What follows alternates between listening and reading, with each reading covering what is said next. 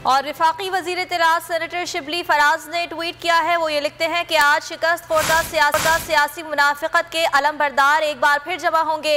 वफाकी वजीर इत्तलात ने यह भी लिखा कि अपनी शिकस्त और रुसवाई की वजाहतें देंगे। उनका यह कहना था कि अवामी वसाइल खाने वाले नदामत के बजाय ढिठाई का सबूत दे रहे हैं।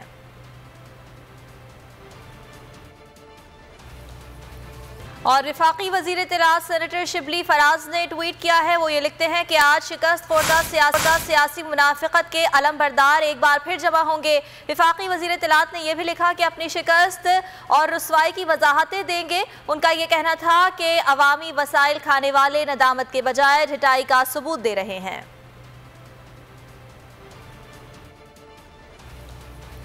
और वफाकी वजीर इत्तलात सेनेटर शिबली फराज ने ट्वीट किया है। वो ये लिखते हैं कि आज शिकस्त खोर्दा सियासी मुनाफिकत के अलमबरदार एक बार फिर जमा होंगे। वफाकी वजीर इत्तलात ने यह भी लिखा कि अपनी शिकस्त और रुसवाई की वजाहतें देंगे। उनका यह कहना था कि अवामी वसाइल खाने वाले नदामत के बजाय ढिठाई का सबूत दे रहे हैं।